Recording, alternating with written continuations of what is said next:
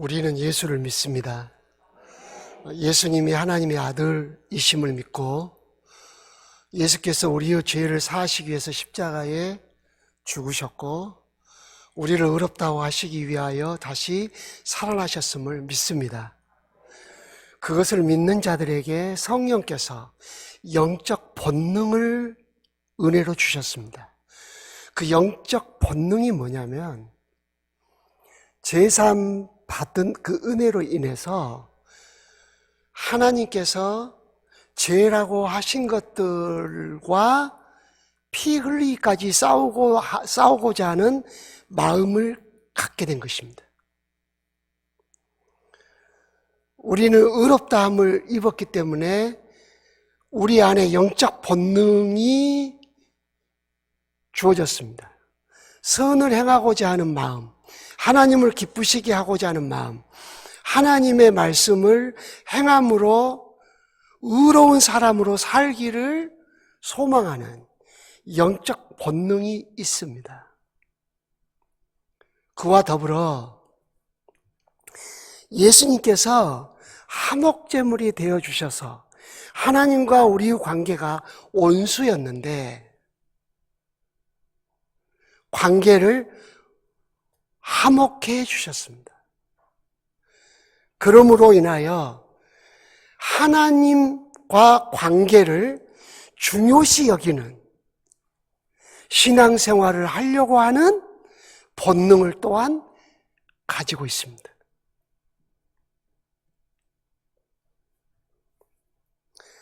그래서 아담이 하나님과의 관계가 어떻게 해서 깨어졌나? 그 사건은 단회적이지만 아담이 받았던 시험들 그리고 하나님과 관계가 깨어져서 나타났던 현상들은 지금도 우리들에게 여전히 나타나고 있습니다. 그래서 아담이 받았던 시험과 우리들이 받고 있는 영적 도전, 그리고 더 나아가서 하나님과 관계가 어느 정도인지 아담이 타락해서 하나님과의 관계가 깨어진 후에 하나님과의 관계에서 보여준 태도, 그리고 하나님이 맺어주신 관계들과의 태도를 통해서 우리는 하나님과 어떤 관계를 맺고 있는지, 하나님과 우리의 관계가 어느 정도인지를 점검할 수 있습니다. 아담을 통한 반면교사적 교훈을 받을 수가 있는 거죠. 아담을 간교한 뱀, 사탄이 시험했고 유혹했습니다. 뭘 유혹했냐면 하나님이 참으로 너에게 그렇게 말했냐? 그렇게 말했습니다. 이 말 속에는 두 가지가 들어있습니다. 하나는 하나님에 대한 경외심을 흔들어 놓는 것입니다. 두 번째는 하나님의 말씀에 대한 신뢰를 흔들어 놓는 것입니다. 아담의 후예인 우리에게도 하나님에 대한 경외심과 하나님의 말씀에 대한 신뢰를 갖지 못하도록, 그리고 정말 하나님을 경외하는지 신뢰하는지를 점검하기 위한 도전을 하나님이 허용하고 계신다는 것을 아셔야 합니다. 우리는 병든 시험, 또 상처받은 시험, 그런 시험들을 중요하게 생각하실 수 있습니다. 그러나 그것은 중요한 시험이 아닙니다. 가장 중요한 시험은 하나님과 우리의 관계에 대한 시험입니다. 부부지간에 가장 큰 시험은 부부 관계의 시험입니다. 가정의 시험에 가장 무서운 시험은 그 가정의 기둥, 기본 틀이 되는 부부관계의 시험입니다.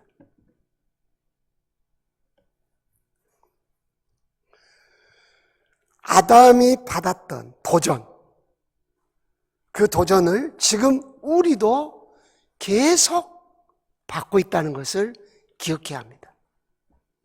그래서 우리는 하나님에 대한 경외심을 늘 고취시켜야 합니다. 하나님을 더 깊이 알아가기를 힘써야 합니다. 성경을 읽으면서 하나님을 알아가고 하나님을 경배하고 뿐만 아니라 그 하나님을 나의 하나님으로 받아들여야 합니다. 멀리 계신 하나님을 연구하고 설명하는 것이 아니라 그 하나님이 나의 하나님이 되는 관계가 형성되어야 합니다.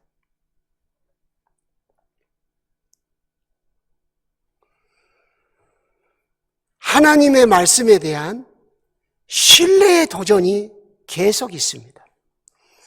우리는 성경을 읽으면서 이해가 안 되는 게 많이 있다는 걸 발견합니다. 우리는 이것을 이해할 수 있다면 믿음이 더 깊어질 텐데 그런 생각을 하기가 쉽습니다. 그러나 사실은 말이죠. 우리가 이해하기 힘든 말씀들 있죠? 그 말씀들은요, 하나님을 신뢰하는 척도일 수 있습니다. 이성적으로, 논리적으로 납득하기 쉽지 않고 이해하기 어렵지만 나는 하나님의 말씀을 믿어. 전능하신 하나님이 나를 사랑하셔서 하신 말씀들이야. 이해가 된다고 해서 그 말씀을 신뢰하는 건 아닙니다. 하나님을 경외하고 신뢰해야 그 말씀을 신뢰하는 것입니다.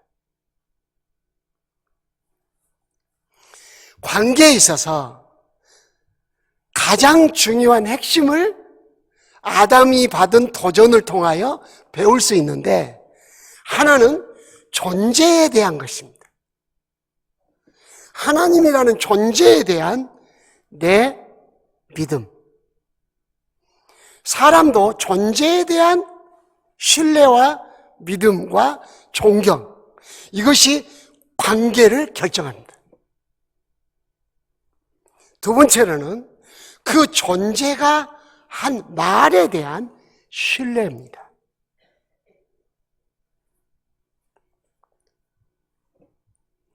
하나님 말씀에 대한 신뢰는 성령이 주신 믿음의 열매이긴 하지만 정말 놀랍게도 하나님의 말씀에 대한 신뢰와 받아들임을 결정하는 것이 있습니다. 그것은 나를 향한 하나님의 사랑을 경험하는 것입니다. 하나님이 나를 사랑하고 내가 하나님을 사랑하게 되면 하나님과 나 사이의 언어가 달라집니다. 그리고 그 언어에 대한 태도가 바뀝니다. 그리고 그 말씀을 온전히 신뢰하고 받아들여지게 됩니다. 진리의 영 성령께서는 우리를 성경 가운데로 이끄시고 성경을 이해하고 믿도록 도와주시죠. 그런데 그 성령님은 하나님의 사랑을 우리 마음에 부으시고 또 우리로 하여금 하나님을 사랑하는 믿음의 열매를 맺게 하셔서 하나님과의 관계를 견고히 하시고 그 말씀을 신뢰하고 받아들이게 은혜를 베풀어 주십니다.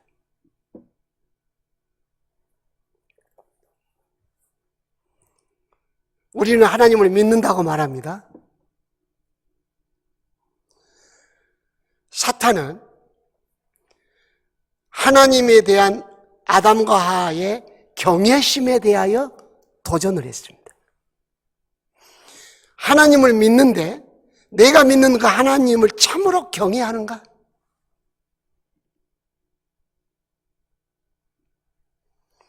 나는 하나님 말씀을 좋아합니다. 하나님 말씀을 읽습니다. 암송하기도 합니다. 그런데 그 하나님 말씀을 신뢰하는가?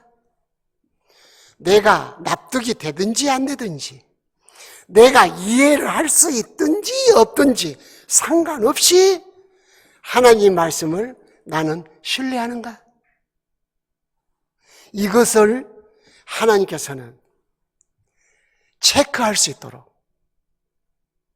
뱀이 아담과 하와를 시험토록 허용하신 것입니다. 하나님은 아담과 하와를 타락하지 않도록 보호하실 수 있습니다. 1000번 만번 하실 수 있습니다. 왜 하나님 아담 타락하도록 막지 않으셨어요?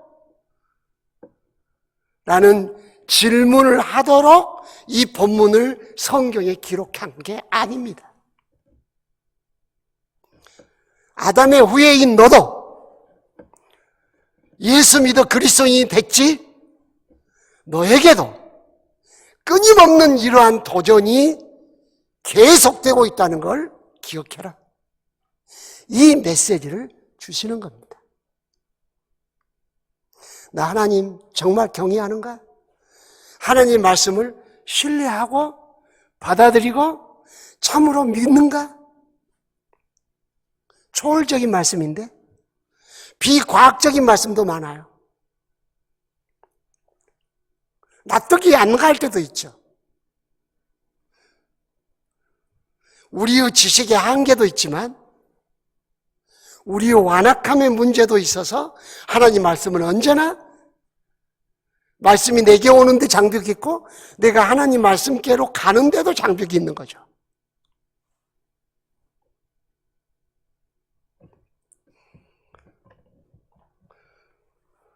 지금 우리 시대에는 테이블 처치 시대라고 불러요. 성역 공부 무지하게 많이 하는 교회들 시대에 우리가 살고 있어요. 성경 공부 종류가 얼마나 많은지 몰라요. 오죽 했으면 테이블 처치라고 했을까요? 책상에 앉아서 공부하는 교회라는 거예요. 그런데 그렇게 성경 공부를 하는 우리 그리스도인들이 하나님 말씀을 얼만큼 몇 % 신뢰를 하고 있을까요?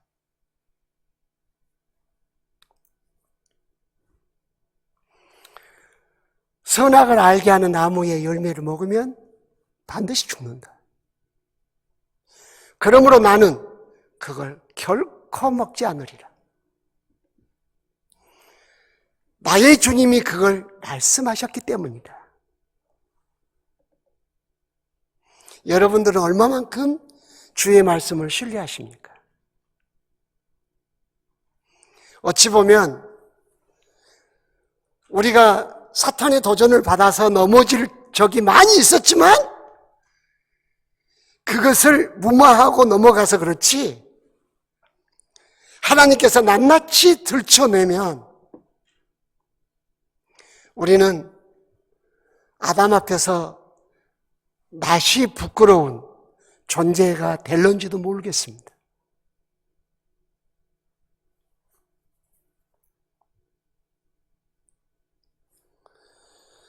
아담이 범죄에서 하나님과의 관계가 파괴됐다는 말씀을 창세기 3장이 말합니다. 그래서 하나님이 아들 예수를 통해서 우리와 하나님을 화목하게 하셨어요. 그런 관점에서 창세기 3장을 새롭게 봐야 하는 거죠. 하나님과의 관계를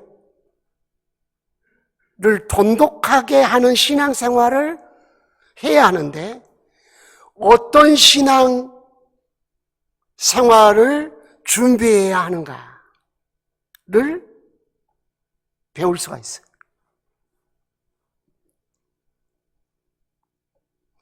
하나님에 대한 참된 경외심. 내 지식으로 하나님 압니다. 어떤 하나님, 영이신 하나님, 창조의 하나님, 전능의 하나님.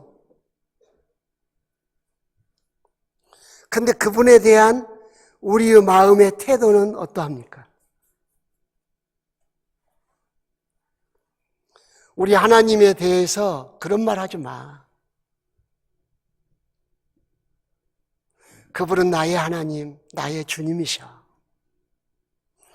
우리 하나님의 말씀에 대해서 그렇게 내 마음속에 의심을 품도록 흔들리도록 말하지 마. 그분이 나를 어떻게 사랑했는데 나 또한 그분을 사랑해. 그러므로 나는 그분의 말씀을 의심하지 않고 신뢰해.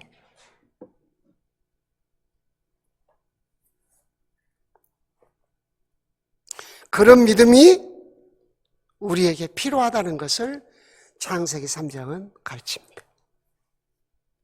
한 걸음 더 나가서 사탄이 아담과 하와를 확 무너뜨리게 하는 결정적 한 방이 있었습니다. 내 눈이 밝아 너가 하나님같이 될 거다 하는 것이었습니다. 내가 하나님같이 된다고? 굉장히 마음이 가는 유혹입니다.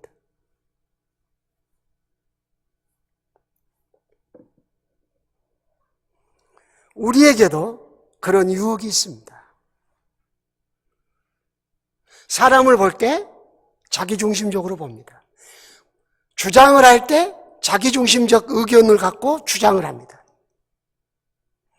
자기 경험, 자기가 바라는 것, 그것이 기준이 됩니다. 사탄이 사람을 가장 쉽게 넘어지게 할 수 있는 방법은 너가 하나님같이 되리라고 하는 인간을 부추기는 겁니다. 우리의 자아를 부추기는 거예요. 당신이 최고야. 당신만큼 많이 배운 사람이 어디가 있어? 당신만큼 열심히 교회를 섬긴 사람이 어디가 있냐고. 그러므로 당신이 나서줘야 돼. 부추깁니다. 자기중심적 사고의식을 갖도록 자극합니다. 아담이 하와가 넘어졌습니다. 우리는 그들의 후예입니다. 우리 속에 죄성이 남아 있습니다. 그 죄성 깊숙한 곳에 뿌리가 있는데 그 뿌리는 자기중심적 사고입니다. 자기중심적으로 생각하는 거예요. 모든 관계도 자기중심적으로 맺어갑니다.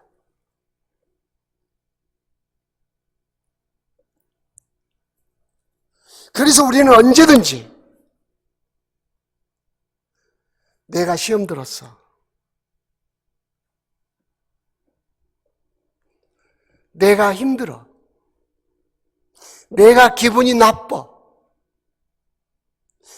그런 식으로 말함으로써 다른 사람들을 내 중심으로 살아가도록 조종합니다. 그럴 가능성이 항상 있습니다. 내 감정이 중요하죠. 내가 슬프냐 기쁘냐가 중요하죠. 내가 중요한 거예요. 세상은 다 그렇게 말을 합니다. 너가 중요하지. 다른 거 다 필요 없어. 너 한 사람 죽어버리면 끝이야. 그러면서 줏대 있는 사람처럼 살아가라고 우리를 부추깁니다.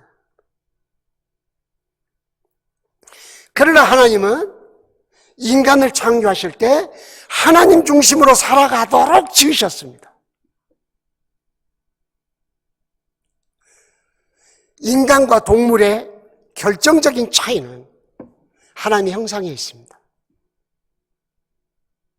인간을 하나님의 형상으로 창조하셨기 때문에 우리의 지성으로 하나님을 알고 우리의 감성으로 하나님과 교제하고 우리의 의지로 하나님의 뜻을 실현하도록 만드신 것입니다. 가장 건강한 지성은 하나님을 아는 지성입니다. 가장 건강한 감성은 하나님을 사랑하는 것입니다.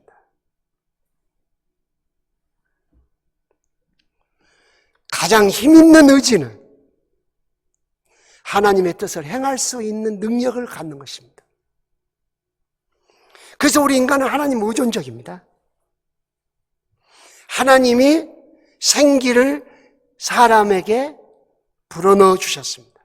그래서 사람이 생명이 됐어요. 우리의 생명은 하나님으로 말미암은 것입니다. 그래서 우리 인간은 하나님의 의존적이고 하나님을 위한 존재고 하나님의 뜻을 실현하는, 구현하는 존재입니다. 그 의미는 인간은 철저하게 하나님 중심적으로 창조됐다는 것을 의미합니다.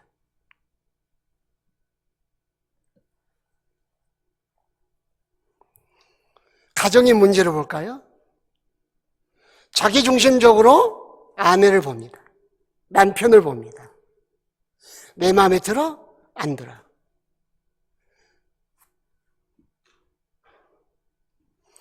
하나님 중심적으로 보게 되면 하나님이 짝져 주셨어.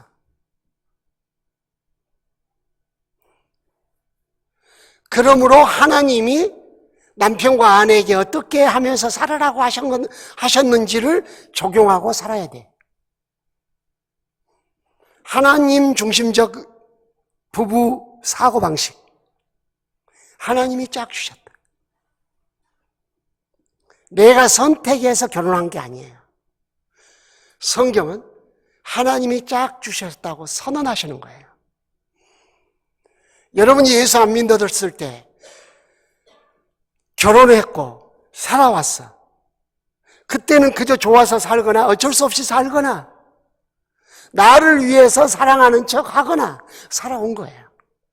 그러다가 예수 믿게 됐어요. 교회에 와서 충격적인 메시지를 듣습니다. 너희 부부는 내가 짝지어 줬느니라. 그러므로 너희들은 서로 내 관점에서 서로를 바라봐라. 내가 너희를 짝지어 줬을 뿐만 아니라 너희들이 어떤 관계로 살아가야 할지 서로를 대하는 원리를 내가 너희들에게 선포하마. 남편은 아내를 사랑하고 아내는 남편을 공경해야 하는 거다.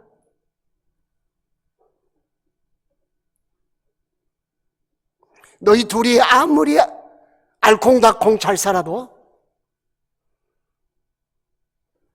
내가 너희들을 남자와 여자로 짓고 짝지어줘서 부부가 되게 하신 분을 기쁘시게 못하면 너희 부부 생활은 실패라는 걸 기억해라.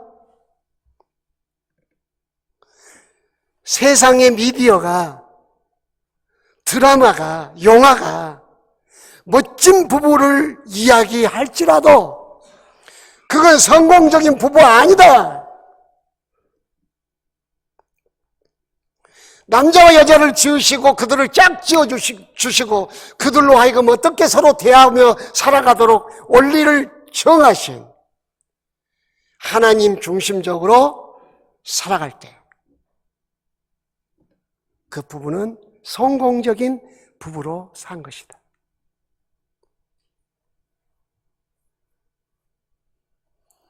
그래서 자기 중심적 의식 속에서 하나님 중심적인 의식으로의 전환, 이 시프트가 우리에게 절대적으로 필요한 거죠.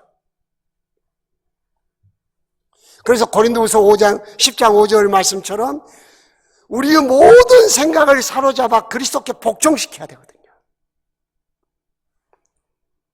예수 믿어요. 근데 예수께 복종은 한 적 없어. 이 사람은 굉장히 위험한 사람입니다. 예수님이 하나님의 아들이라고 믿는다면 하나님 아들 앞에 엎드려야 됩니다. 하나님 아들이라고 고백했던 모든 성경의 기록들을 보십시오. 전부 엎드렸습니다. 무릎 탁 꿇습니다. 그것이 내 중심에서 예수 중심으로의 사고의식의 전환이 이루어지는 순간입니다. 무릎 꿇음이 없는 성역 공부, 지식만 들어갈 뿐입니다. 사탄의 도전을 실패로 돌아가도록, 그리고 그 도전을 통해서 내가 더 에너지를 받아서 더욱더 건강한 하나님과 나와의 관계를 형성해가는, 발전시켜가는 그리스도인의 삶을 살기 위해서는 절대적으로 하나님 앞에 굴복이 있어야 돼요.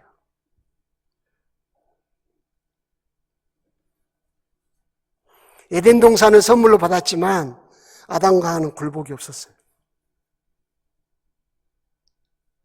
엎드려짐이 없었어요. 나는 피조물 주는 전능자, 창조자, 내 생명의 소유권자,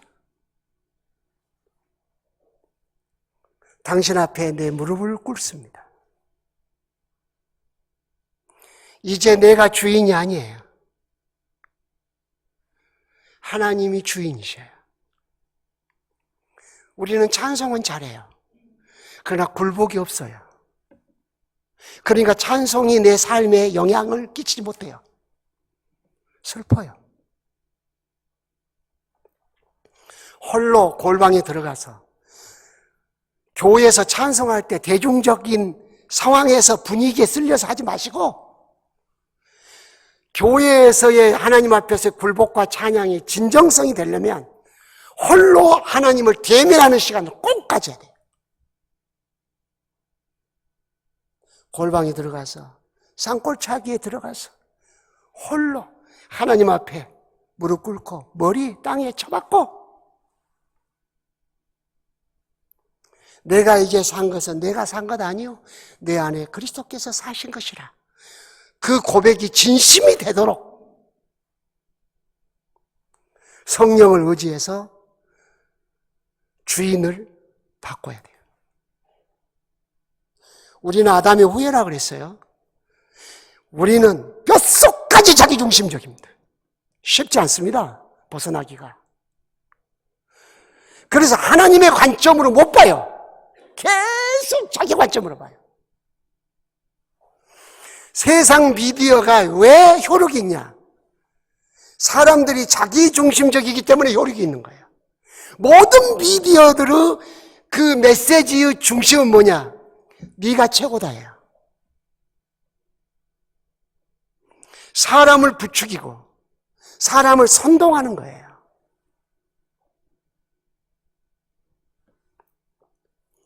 이 세상 어떤 미디어 매체가 하나님께 굴복을 가르치는 데가 있어요. 그래서 세상 것은 계속해서 우리를 자기중심적인 존재로 만들어갑니다. 그래서 아담과 하와가 사탄의 도전에 무너졌을 때 무너진 후에 선악과를 본 게 어떻게 보였다고 그랬어요? 먹음직하고 보암직하고 지혜롭게 할 만큼 탐스럽게 보였어요. 이생의 자랑, 안목의 정욕, 육체의 정욕을 보여주는 말씀이에요.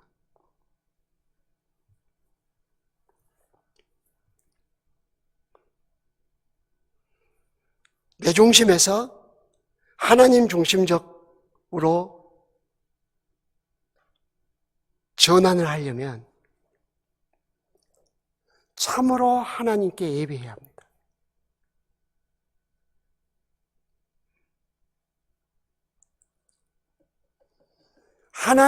내 중심에서 하나님 중심으로 전환. 이것은 하나님과 관계가 회복된 사람들에게 꼭 필요한 과정입니다. 그래야 하나님과의 관계를 누리고 살 수 있고 하나님과의 관계가 발전할 수 있습니다.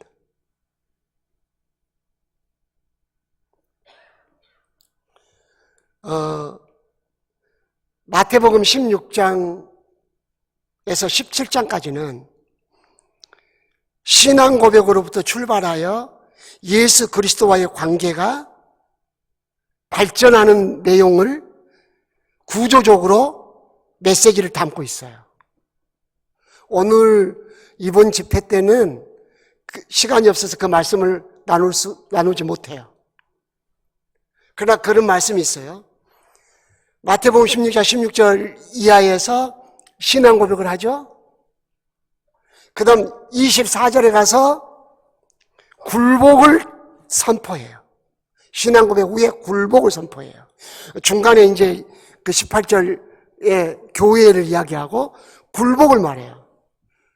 아무든지 나를 따라오려거든 자기 십자가를 지고 자기를 부인하고 자기 십자가를 지고 나를 따를 것이니라. 자기 부인, 자기 십자가, 하나님이 주신 십자가를 지는 거예요. 내 몫의 십자가를 지는 거죠. 내가 좋아하는 게 하는 거 아니에요. 내 몫의 십자가를 지고 예수님을 따르는 거예요. 그리고 나서 그들을 변화산으로 데리고 갑니다. 변화산에서 하이라이트, 예수님만 보입니다. 하나님께서 하신 음성을 듣습니다. 너희는 오직 그의 말만 들을지니라. 예수님 말만 들리고 예수님 말씀에만 마음을 두게 됩니다. 교회에 예수님 말씀 들어오고 예수님께 예배하러 오잖아요. 근데 예수님이 보입니까? 사람 보이지. 교회 열심히 다니지만 어느 날 쾅 넘어져 버려요. 예수님 보고 교회 오셔서 예수님 본 거 아니에요.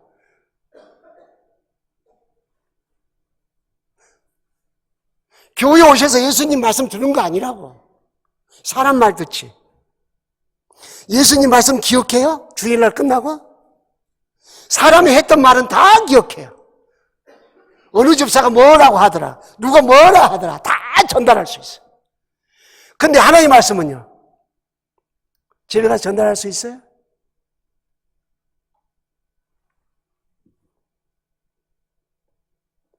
우리는 그 단계로 이끄시는 주님의 의도를 알아야 돼요.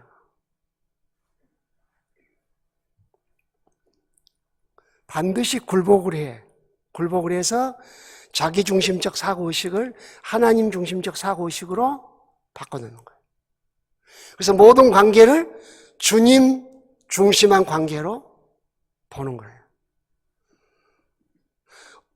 어떤 자매가 저한테 아무리 친절하고 잘해준다 하더라도 나는 결코 그 사람을 손을 만진다거나 스킨십을 한다거나 이상한 눈빛으로 보지 않습니다. 내 아내에게 하는 태도를 다른 여성에게 보이지 않는 거죠. 하나님이 사랑하라고 쫙 주신 대상은 오직 내 아내이기 때문에 내 아내에게만 할 수 있는 그런 저의 제스처를 다른 여성들에게 할 수 없어요. 하나님 중심적 관계에 눈이 뜨면 바로 하나님께서 원하시는 뜻이 무엇인지 분별하게 되고 그것을 행할 수 있는 힘이 생겨요. 우리도 계속 이 도전을 받고 있습니다. 그럼 이제 실제적으로 아담과 하와가 하나님 말씀을 거역함으로 하나님과의 관계가 깨어졌어요. 그래서 에덴 동산에서 쫓겨났어요. 마지막 절이 나오죠? 이같이 하나님이 그 사람을 내어 쫓으시고 그랬어요. 에덴 동산에서 쫓아냈다는 것은 뭔 말이에요? 하나님과의 관계가 깨어졌다는 것을 의미해요. 너는 나랑 같이 못 살아? 그 말 아니에요? 진짜 여기 쫓아냈다는 그 히브리어 단어가 재밌어요. 히브리어로 쫓아내시고라는 이 단어가 가라시예요. 가라시. 정말 재밌어요. 이런 그 히브리어가 한국 억양과 비슷한 단어들이 꽤 많아요. 보기 싫어. 너는 나랑 함께 못 살아. 너는 이제 사탄 편이야.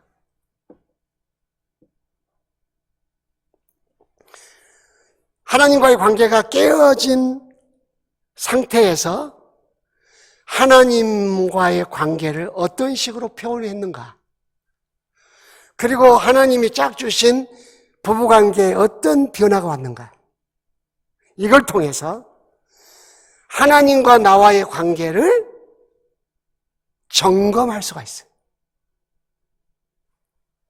하나님과 나와의 관계가 건강하다면, 발전적이라면, 사랑의 관계라면 이런 모습을 보일 수가 없어요.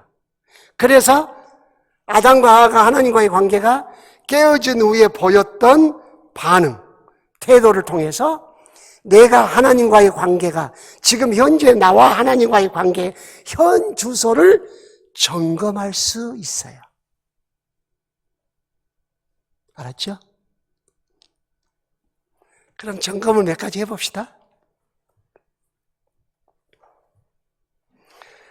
오늘 읽으셨어요. 오늘 말씀 제목이기도 해요.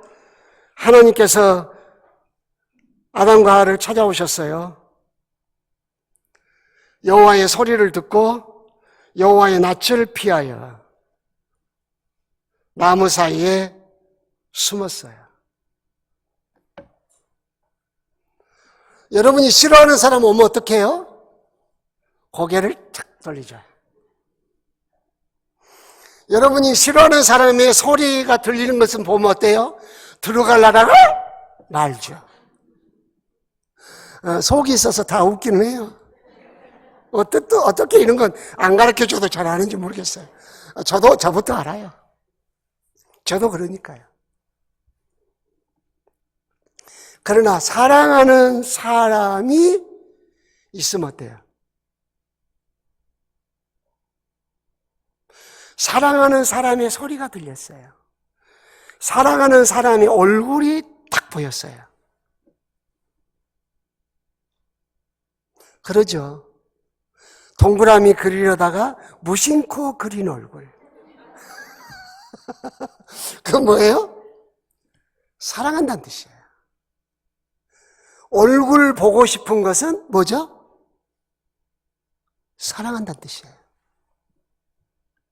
그러면 얼굴을 안 봐. 그럼 뭐가 문제가 생겼다는 거예요? 관계에 어떤 소연함이 생겼다는 거예요. 일단은 관계가. 그러니까 찔린 사람 많을 거예요, 지금. 여러분들은 부부지간에 얼굴을 얼마나 쳐다봅니까? 말만 하지 얼굴 안 쳐다보죠. 말만 해. 얼굴은 필요 없어. 근데 얼굴이 했던 일이 있어. 과거에 연애할 때 두 사람을 먹여준 거예요. 얼굴 보기 오나노라. 하나님이 우리를 사랑하는 표현은 그렇게 했죠? 축도. 얼굴빛을 우리를 향하여 비추시고 우리를 향하여 얼굴을 드시고 사랑한다는 뜻이에요. 고개 쳐들고 얼굴 한번 보려고.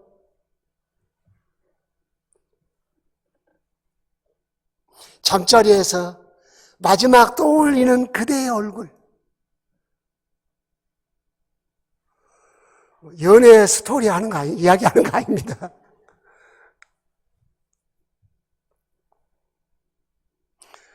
인간관계에서도 측정할 수 있어요. 관계를. 그 사람 얼굴이 보고 싶어. 사랑한다는 이야기예요. 좋아한다는 이야기예요. 좋아한다는 때, 여기, 연애를 했든 안 했든 결혼했잖아. 결혼할 때 어땠어요? 옛날에 한번 그런 드라마가 있었다고 하대요. 보고 있어도 보고 싶다고 그런 것도 있다고 하대요. 그건 좀 해석을 나도 못 하겠어요. 보고 있어도 보고 싶은 사람. 자, 그러면 결혼해갖고 지금까지 살면서 이제 자녀도 낳고 세월이 흘렀어요. 서로 차 마시면서 얼굴 빤 쳐다보면서 아침에 쳐다보고 또 어머 이쁘다 또 쳐다보고 이쁘다.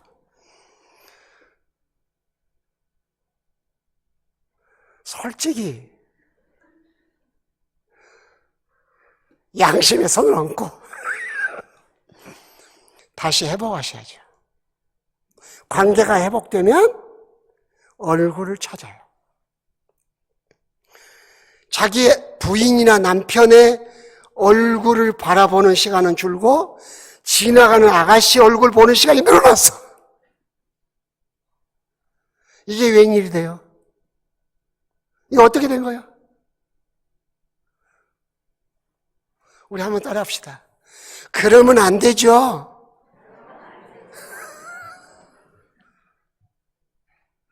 사랑하는 사람을 바라봐야 돼요. 사랑하면 얼굴을 보게 돼 있어요. 아담과 하와가 하나님과의 관계가 깨어졌다는 그 증거를 드러냈어요. 하나님의 소리를 듣고 피했어요. 얼굴빛을, 낯빛을 피했어요. 사랑하면 얼굴 보고 싶습니다. 서양 사람들은 목사님 안 그래요? 서양 사람들은 사랑하면 얼굴 보고 싶어 하죠. 아프리카 사람들은요. 동서고금을 막론하고 사랑하면 전부 보고 싶은가 얼굴인가 봐요. 여러분들이 각인시키려고 제가 여러 가지로 이야기하는 거예요. 그래서 부부지간에 얼굴을 잘 안 본다. 그러면 조금씩 경계심을 가지고 서로 얼굴 쳐다보기 운동을 하셔야 되겠죠. 화장 안 했을 때도 쳐다보고 화장한 후에도 쳐다보고 꼭 마나님께서 미용실에 갔다 와가지고 나 예뻐? 할 때까지 기다리지 마시고 만났다 그러면 쳐다보는 거예요. 뭐가 달라졌나? 뭐가 예뻐졌나?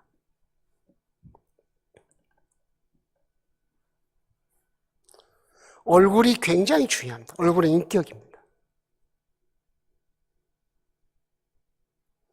얼굴이 빛났다는 것. 스데반이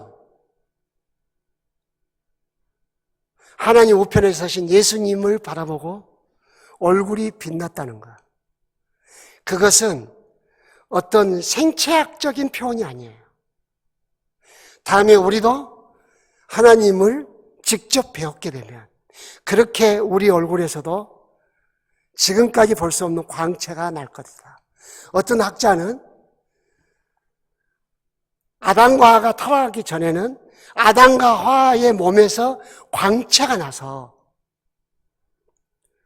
그 수치심을 따로 가릴 필요가 없었다고 합니다.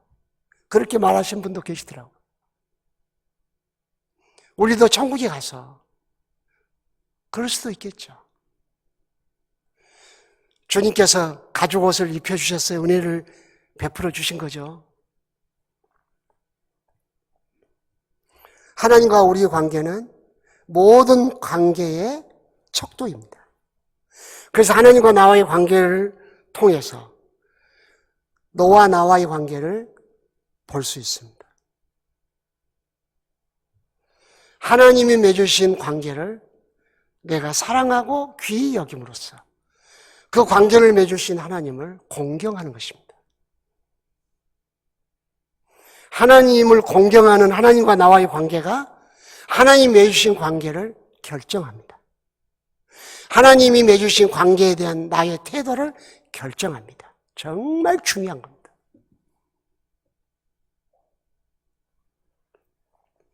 사울아 사울아 네가 어찌하여 나를 핍박하느냐. 그리스도인을 핍박하는 사울을 가리켜서 주님이 하신 말씀입니다. 나를 믿는 작은 소자에게 한 것이 곧 나에게 한 것이다. 사람을 주님과 관계적 관점에서 보는 거예요. 예수 믿는 소자를 바라볼 때 주님의 관점에서 보는 거예요. 근데 우리는 어떤 관점에서 봐요? 타락한 우리가, 세속화된 우리가 보는 관점이에요. 잘생겼다, 공부 잘한다, 똑똑하다, 야무지다, 낱낱하다, 그런 관점에서 보잖아요. 하나님의 관점에서 아이를 보는 사람은 어디가 있어요? 그러나 예수님은 제자들에게 예수님의 아이들을 바라보는 관점을 바꾸셨던 거죠. 나를 믿는 소자 하나에게, 소자 작은 자예요. 별 볼 일 없는 사람이라고. 그러나 한 사람이 믿음의 눈으로 볼 때는 저가 예수를 믿는다고? 하나님 나라 백성이네? 하나님의 자녀네? 예수의 보혈로 속량받은 사람이네? 그러므로 내가 그를 귀히 여기는 거예요. 사람을 귀히 여기는 중심점이 사라져버렸어. 이건 심각한 타락입니다.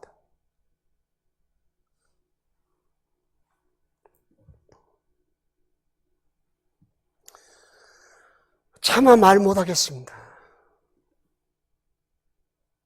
나도 모르는 사이에 나에게 잘해주는 사람, 사회적으로 어느 정도 성공한 사람에게 더 마음이 가버리는 것. 철저하게 타락한 나의 중심으로 사람을 보는 관점입니다. 이것은 그리스도인들이 다른 그리스도인이 나를 그런 관점에서 볼 때는 나에게 치욕입니다. 나는 예수 믿는데, 예수 때문에 내가 가치가 있는데, 나는 예수 그리스도의 지체인데, 저 사람이 나를 좋아하고 나를 가까이 한 이유가 물질에 있었단 말인가? 치욕적인 모독입니다. 영적으로 생각을 해보십시오.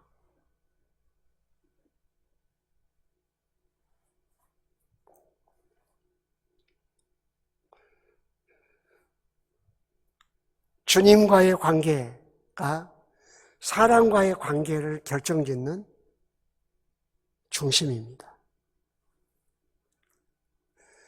진도를 나가야 되겠죠. 그래도 아무리 재밌어도. 10절에 보면 두려워하여 숨었나이다 그랬어요. 관계가 깨어지면 그 사람을 두려워할 필요가 없는데 그 사람에 대한 의식을 계속 갖게 돼요. 하나님은 두려움이 하나님이 아니시거든요. 아담을 사랑하셨던 하나님이셔요. 하나님 형상으로 창조하셨죠. 에덴 동산을 이끌어 두셨죠. 온갖 가지 좋은 걸 다 주셨죠. 그런 하나님을 두려워하다니, 이 두려움은 거룩한, 경건한 데서 나온 두려움이 아니에요. 막연한 두려움이에요. 심리적으로 심각한 문제가 생긴 두려움이에요. 내일 저녁에도 배우겠습니다만은 아무도 그 사람을 협박하거나 죽이지 않아요. 그럼에도 불구하고 스스로 두려움을 갖고 있어요.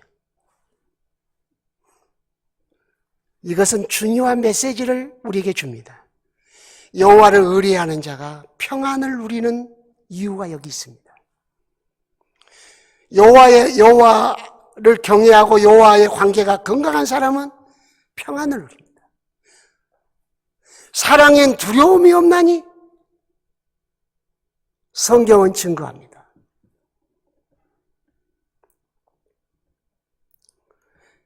그렇게 사랑했던 부부지간에 갈등이 생기면 말 한마디에 어감이 달리 들립니다. 감성을 자극합니다. 화내게 만들고 짜증내게 만들고, 그래서 나도 과격한 표현을 하기 시작합니다.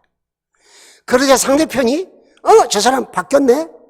그래서 상대편도 대받아치고 방어 태세를 갖춥니다. 이것은 두 사람 사이에 장벽이 생겼다는 뜻입니다. 해결 방법. 하나님과의 관계를 회복하고 하나님 관점에서 너와 나의 관계를 바라보는 시각을 가지셔야 합니다.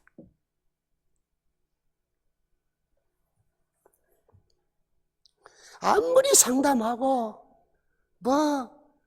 뭐니 해도 남편밖에 없고 뭐니를 보러 오니까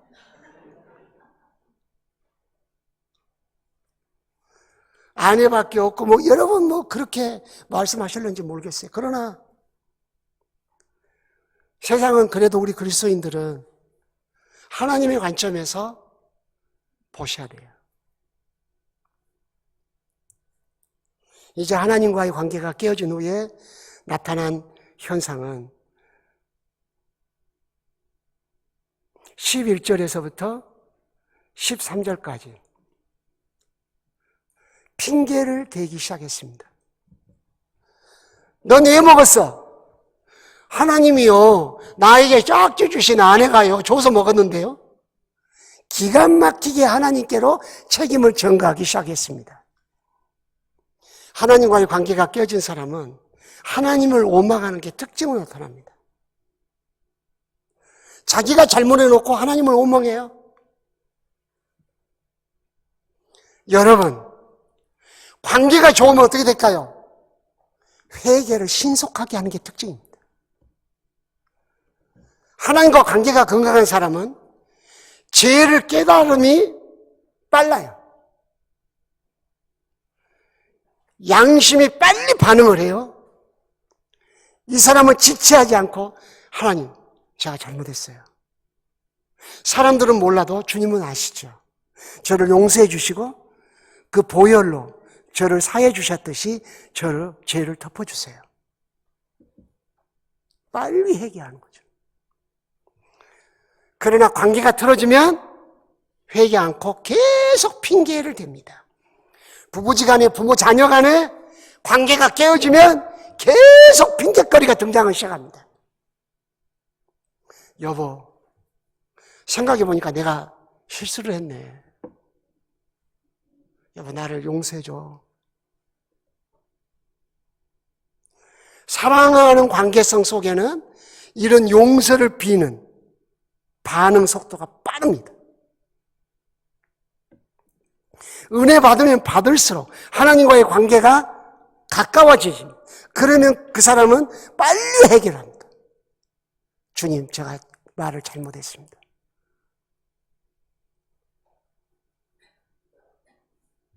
그러나 관계가 깨어지면 계속 우깁니다. 여러분의 관계는 안녕하십니까? 이렇게 조용하대. 여러분의 가족들과의 관계는 안녕하시냐고. 여러분 상대편만 생각하지 말고 여러분에게 나타나는 현상도 보시라고. 여러분이 아담이고 하와라고 생각해 보라고. 여러분의 남편이나 여러분의 자녀나 여러분의 동료나 여러분의 아내가 나의 잘못에 대해서, 내가 잘못한 것에 대해서 그 사람들에게 어떤 반응을 보이는가. 아빠가 실수했다. 아들아, 죄송하다. 아빠를 용서해 줄 수 있겠니?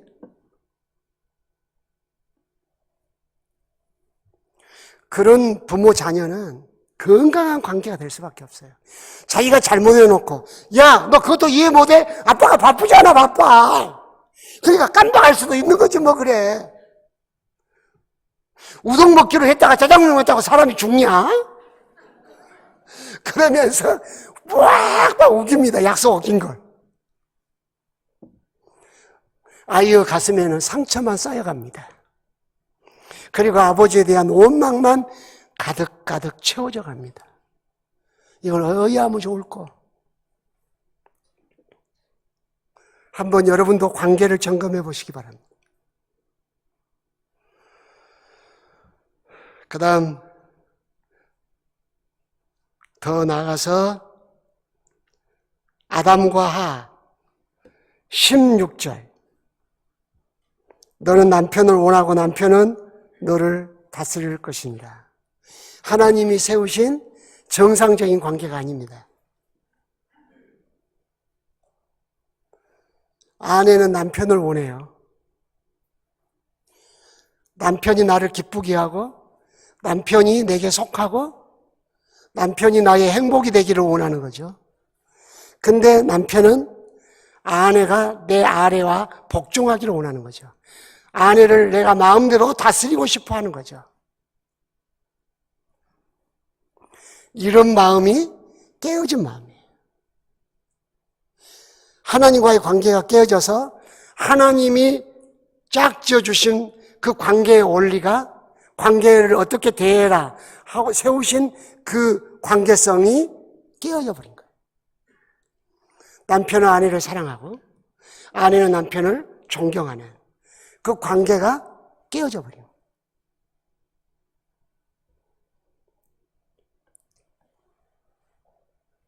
우리 관계를 한번 점검해 보십시오. 그리고 이 관계 회복을 위해서는 하나님과의 관계를 빨리 회복하셔야 합니다. 하나님을 경외하고 그 말씀을 신뢰해야 합니다. 내 중심에서 하나님 중심으로 전환하셔야 합니다. 그렇게 되면 모든 관계들을 하나님 중심적 관계로 보기 시작합니다.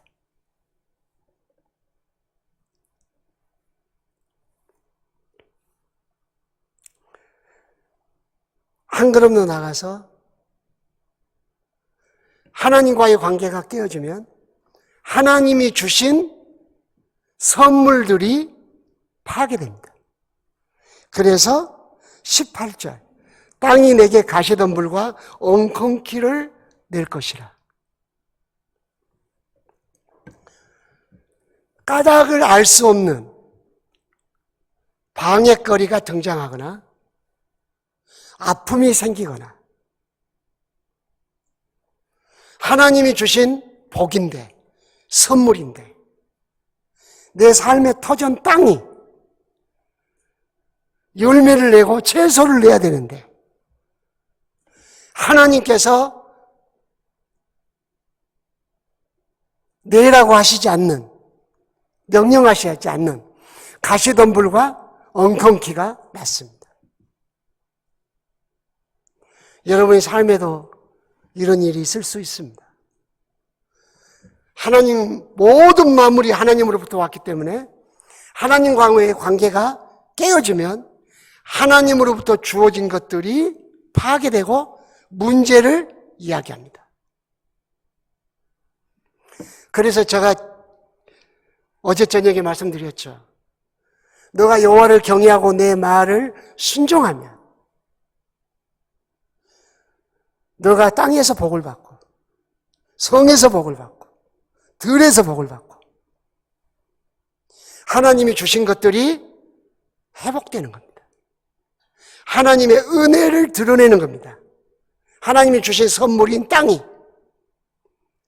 본래의 기능을 회복하는 것입니다. 여러분, 힘으로 못 살아요. 세상 과학 문명으로 못 산다고. 우리가 살고 있는 터전을 하나님이 다 주신 거예요. 제가 차마 말씀 못 드렸는데요. 너무너무 주일날 운전하고 오는데 서사람 미세먼지가 심하더라고요. 나도 모르게 기도가 되더라고요. 기도하셔야 돼요. 신명기 28장에 보면요. 너희들이 나 여호와를 경외하지 않고 내 말을 불순종하면 내가 모래를 비처럼 내리겠다고 한 말씀이 있어요. 신명기 28장에 집에 가서 찾아보세요.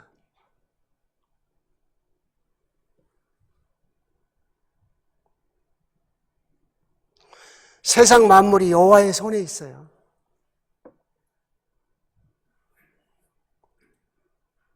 공기? 하나님 주셨어요. 자연? 하나님 주셨어요. 하나님이 안 주신 거 있으면 말해보세요. 하나도 없어. 풀 한 포기. 물 한 방울. 어떻게 그것이 물이 우리 속에 들어가서 피 속에 흐르고 우리에게 에너지를 주고 그런지. 어떻게 음식을 먹으면 소화가 돼서 우리 몸의 건강과 필수 아미노산을 공급하는지. 하나님이 은혜로 주신 것들이에요. 그러므로 하나님과의 관계를 회복해야 돼요.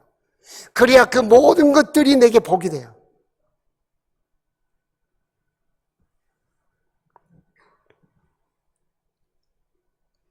인생을 하나님께 달싹 붙어 있어야, 하나님과의 관계가 좋아야 수월하게 사는 경향이 있어요. 물론 하나님의 연단도 있고 하나님의 섭리도 있다는 걸 전제해서 하는 말입니다. 절대화시킬 수는 없지만 그것이 성경이 가르쳐주고 있는 말씀이라는 거죠. 마지막 19절. 너가 흙에서 왔으니 흙으로 돌아갈 것입니다. 죽음이에요. 육체적 죽음. 육체와 영혼이 분리되는 거죠. 육체의 죽음을 통해서 하나님이 우리에게 두려움을 주셨어요. 두려움. 가장 큰 두려움은 죽음에 대한 두려움이에요. 죽음 아무것도 아니야!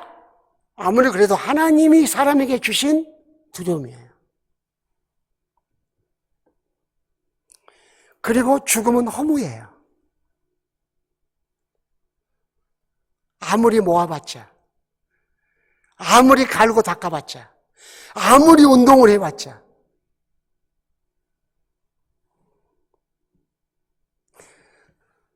교정하시는 어떤 목사님이 그런 말씀을 하시더라고요. 너무 심하게 운동하지 마세요.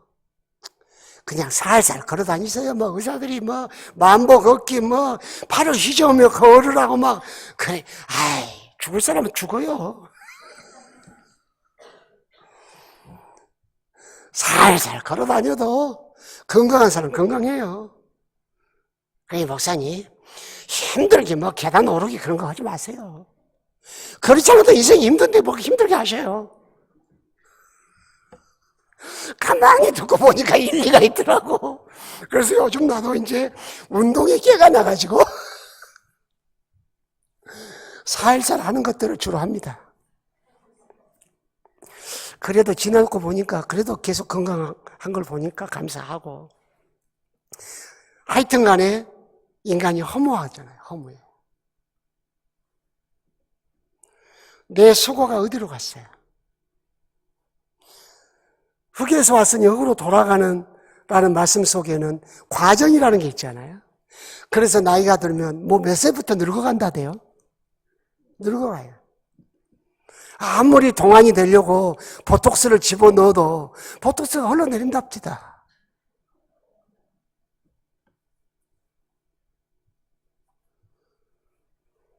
하여튼 간에 사람은 늙어가고 병들고 죽어간다는 거예요. 그러나 우리 그리스도인들에게는 희망이 있어요. 하나님과의 관계가 회복된 사람은 하나님이 하신 말씀을 자기의 소망으로 삼아요. 내가 너희를 위하여 집을 예비하러 간다. 내 아버지 집에 거할 곳이 많다. 초소가 예배되면 내가 너희들을 데리러 오겠다. 너희는 마음에 근심하지 마라.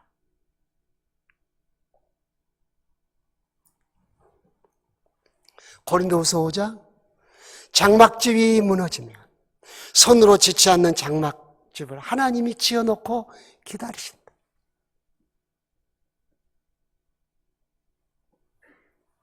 천국에 대한 소망을 갖게 됩니다. 하나님과 관계가 친밀할수록 천국에 대한 소망이 명료해지는 거예요.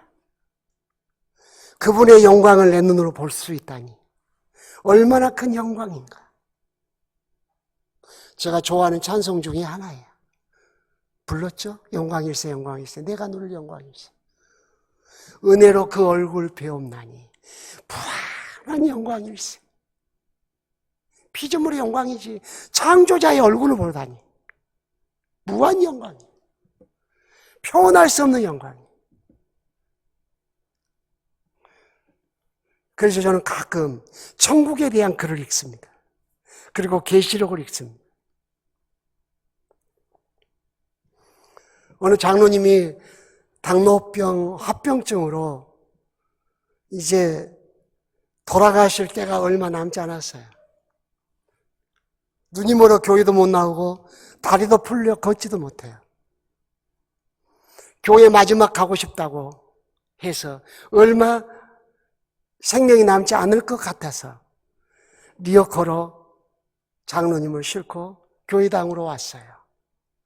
그래서 교회에서 누워서 예배를 드리셨죠. 그 교회 마지막 출입이었어요. 그리고 매일 제가 장로님 집에 방문해서 계시록, 천국에 대한 소망을 읽어줬어요. 얼굴이 환하게 웃으시더니 돌아가셔버렸어요.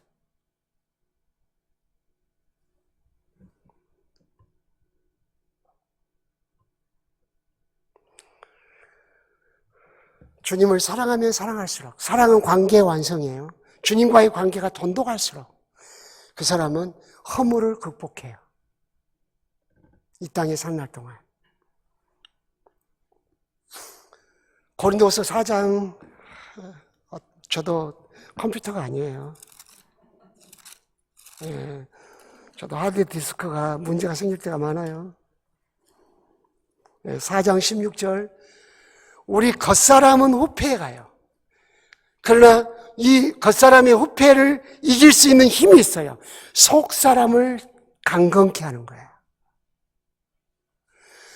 그러니까 운동한다고 핑계 삼고 성경 안 읽기 참 좋은 운동이죠. 그럼 망해요. 온갖 보양식은 다 먹으면서 생명의 양식은 안 먹어. 어쩌려고 그래요. 어쩌려고 그런데요. 온갖 몸에 좋다는 약은 다 찾아다니면서 먹으면서 생명의 양식이라고 믿는 것은 안 먹는데 참 이상해. 부모가 속 터져.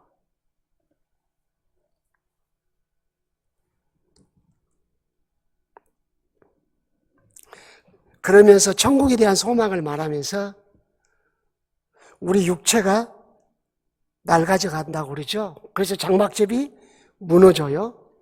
그런데 중요한 게 있어요. 우리 몸으로 행한 것. 10절에 봐요. 이는 우리가 다 반드시 그리스도의 심판 앞에 나타나게 되어 각각 선악간에 그 몸으로 행한 것을 따라 받으려 함이라. 이 몸으로 행한다는 단어가 몇 번 나와요? 자, 봐요. 우리 몸이 늙어가요. 거울을 보고 한숨이 나와요. 보톡스를 또 맞아 말아. 갈등을 느껴요. 한국의 화장품이 제일 좋다는데 왜 제일 좋은 한국 화장품 말았는데 얼굴이 이 모양이야? 어쩔 수 없어요. 그렇게 낙심하지 마시고 주님 심판들을 생각하시면서 어때요? 몸짓을 잘해야 돼요. 왜? 몸으로 행한 것을 따라 받기 때문이에요. 손이 떨리고 발이 떨려요. 그러나 몸짓이 은혜의 몸짓, 주님을 경외하는 몸짓, 그 몸짓을 해야 되는 거죠. 왜 그래요? 그 몸으로 행한 것을 따라 받기 때문이죠. 우리에게는 소망이 있어요. 세상 사람들은 늙어가는 게 절망이라고. 흙으로 돌아가는 게 절망이에요. 그러나 우리는 소망이 있어요. 우리는 죽어서 천국 가요. 소망이 있어요. 그리고 늙은 몸이지만 이 몸으로 행한 것, 말로 한 것, 행동으로 한 것, 손짓, 발짓, 눈짓, 이것을 따라 하나님으로부터 상을 받아요. 세상 사람들은 절망이야. 계속 절망. 그러나 우리에게는 끝까지 소망이 있어요. 주님과의 관계를 통해서 우리가 변화된 거예요. 오늘 저녁 정말 중요한 말씀을 나누었어요. 물론 어제 저녁에도 중요했어요.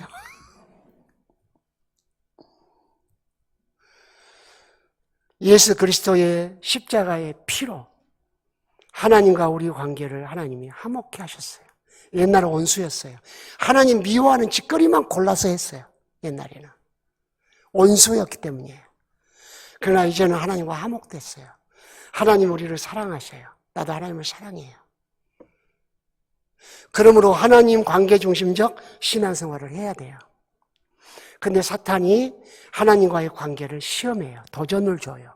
어떤 도전을 주냐? 하나님의 경외심, 하나님에 대한 경외심, 하나님 말씀에 대한 신뢰. 하나님 중심이냐, 자기 중심이냐? 이걸 시험해요. 그리고 하나님은 성경에 하나님과의 관계가 깨어진 사람에게 나타난 증상들을 자세히 기록해 놓음으로써 하나님과 화목하게 된 우리가 신앙생활하는 동안 하나님과 우리의 관계를 점검할 수 있도록 은혜를 베푸셨어요. 그리고 하나님이 맺어주신 사람들과의 관계도 점검하도록 은혜를 주신 거예요. 이 말씀을 주신 거예요. 그러므로 관계 중심적 삶을 살아야 되고 하나님 중심한 관계를 해야 돼요. 하나님이 나에게 주신 부모는 안 섬기면서 이웃의 독거노인 돕는다고 밤낮으로 다닌다. 세상 사람들은 그것만 보고 박수쳐. 그러나 하나님은 내가 너에게 준 부모가 어디 있느냐고 물으셔. 그래서 반드시 하나님 중심한 관계를 생각하고 헌신하고 살아야 돼요. 직장 생활할 때에 여자 직원들이 나한테 친절하게 잘해주고 같이 해야 되니까. 그러나 그 사람들은 내가 직장 그만두면 그만둔 사람이에요. 아내는 하나님이 짝주인 사람이에요. 그러므로 내가 아내에게 했던 몸짓이나 행동을 결코 그런 여자에게 하면 안 돼요. 그런 남자들에게 하시면 안 돼요. 오직 남편에게 해야 돼요. 남편하고는 눈도 안 맞추면서 직장 가가지고 눈 맞추고 그러면 안 돼요.